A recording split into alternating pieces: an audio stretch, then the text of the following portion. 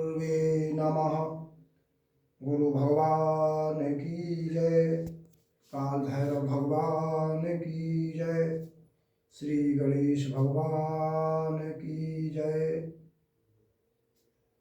प्रिय भक्तों, मैं काल भैरव टेम्पल ट्रस्ट चैनल के माध्यम से आप सभी दर्शकों को ये बताना चाहता हूँ कि ईश्वर की प्राप्ति का सबसे सीधा और सरल उपाय क्या है। प्रिय भक्तों,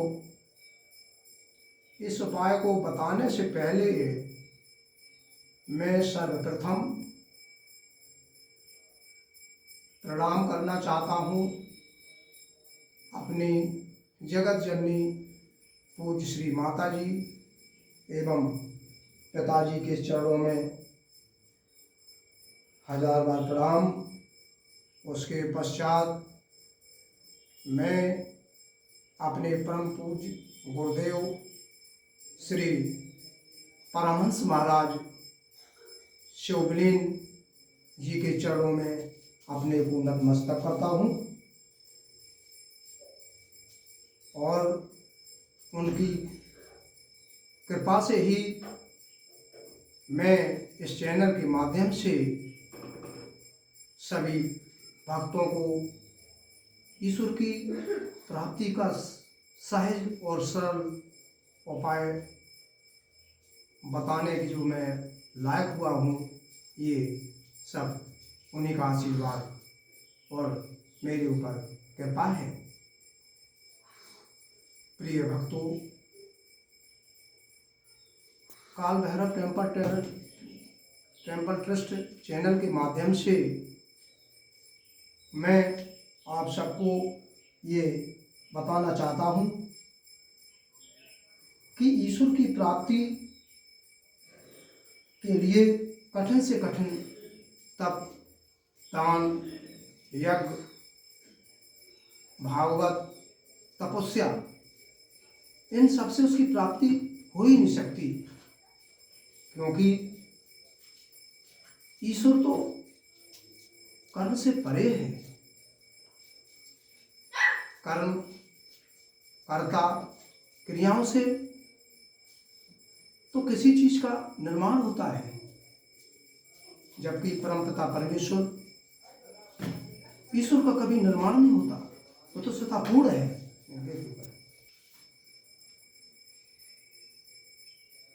ये सब कुछ कर्म है। प्रिय ईश्वर के भक्तों, आज मैं संत मूर्खानंद अपने चैनल टेम्पल ट्रस्ट के माध्यम से आप सभी भक्तों को बताना चाहते हैं कि ईश्वर की प्राप्ति कैसे होगी। इस गुप्त रहस्य को हमारे धरती के साधु संतों ने गुप्त रखा,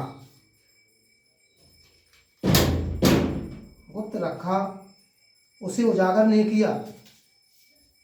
सर्वप्रथम मैं कहना चाहूँगा कि जो भी मैं ईश्वर की प्राप्ति का रास्ता बताऊंगा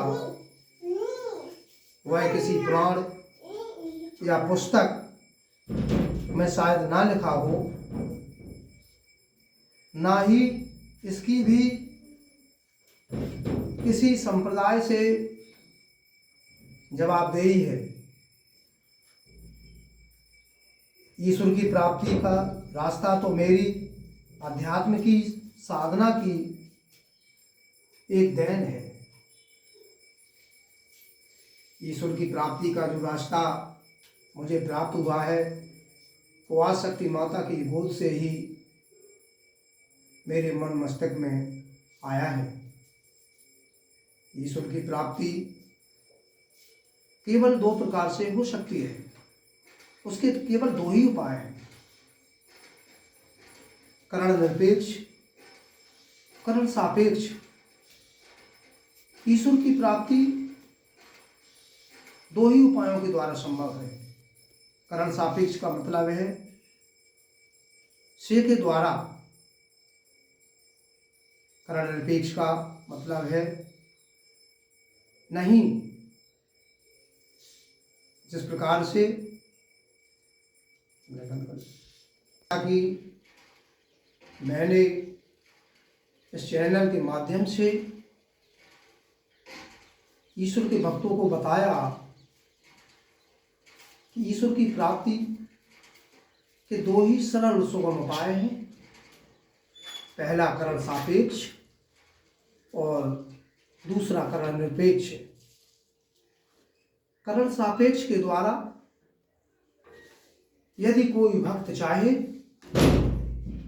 कि वो है अखंड साधना से, अखंड तप से, अखंड पूजा से ईश्वर की प्राप्ति कर लेगा, तो ये असंभव है, क्योंकि ईश्वर की प्राप्ति कर्ता कर्म के द्वारा हो ही नहीं सकती। क्योंकि ये तो ईश्वर इतना निर्बल नहीं है, इतना दुर्लभ नहीं, इतना दुर्बल नहीं है कि वो कर्ता कर्म क्रिया से उसका निर्माण संभव हो सके। वो तो स्वयं में पूर्ण है, उसका निर्माण कभी हो ही नहीं सकता। इसलिए जहां करण सापेक्षता है वहां ईश्वर की प्राप्ति हो ही नहीं सकती। ईश्वर की प्राप्ति का दूसरा सरल उपाय है करण निरपेक्ष। करण निरपेक्षता के द्वारा भक्तों ने ईश्वर को प्राप्त किया है। निरपेक्षता से मतलब है नहीं। जैसे संत मीराबाई ने, मीरा का तो केवल गिरधर गोपाल, दूसरा न कोई, यानी उनका तो केवल ईश्वर गिरधर ही गोपाल था, दूसरा कोई नहीं था। इसी प्रकार से प्रिय भक्तों, जब तक किसी भी मनुष्य का नाना प्रकार के देवताओं में चित्त लगा हुआ है, वो भटक रहा है, तब तक उसे ईश्वर की प्राप्ति हो ही नहीं सकती। ईश्वर की प्राप्ति के लिए उसे सर्वप्रथम अपना एक इष्ट, अपने एक ईश्वर में ही निहित हो जाना चाहिए। तो यही सत्य है, इसके अलावा कोई दूसरा हो ही नहीं सकता।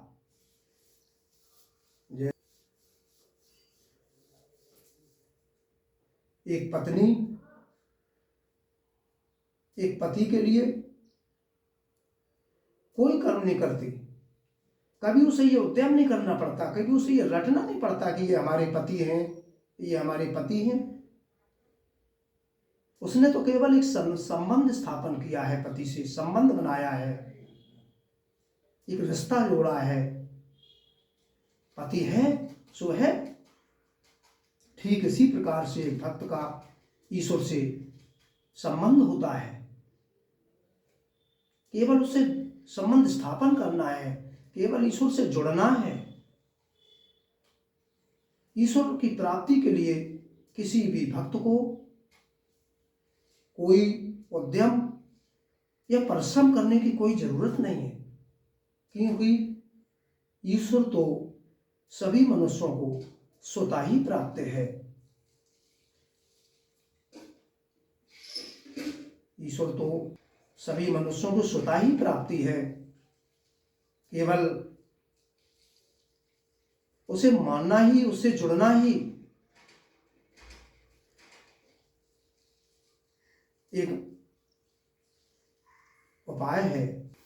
ईश्वर से प्राप्ति के लिए सबसे पहला उपाय यह है श्रद्धा और विश्वास। उसमें श्रद्धा और विश्वास पक्का होना चाहिए, उससे संबंध पक्का होना चाहिए। भक्त ईश्वर में है, ईश्वर भक्त में है, यही सत्य है। मैं चैनल से वापस जाते हुए सभी दर्शकों से, भक्तों से ये कहना चाहूँगा कि ईश्वर को प्राप्त करने के लिए कोई उद्यम नहीं करना है, केवल उससे संबंध स्थापन करना है, केवल उससे जुड़ना है। निष्ठा शुद्ध होना चाहिए। विश्वासम फलमदायकम, विश्वास पक्का होना चाहिए, अड़िग होना चाहिए। यही सबसे बड़ी पूजा है, यही सबसे बड़ा कर्म है ईश्वर को प्राप्ति करने के लिए। इससे बढ़ के दूसरा कोई उपाय नहीं है। प्रिय भक्तों, अब हम अपने दूसरे चैनल में आने पूर्ण भक्ति का लक्षण बताएंगे कि भक्ति पूर्ण क्या होती है। भक्ति भी भक्ति है। कोई भक्त किस प्रकार से ये जाने कि मेरी भक्ति पूर्ण हो गई है, उसकी पहचान क्या है।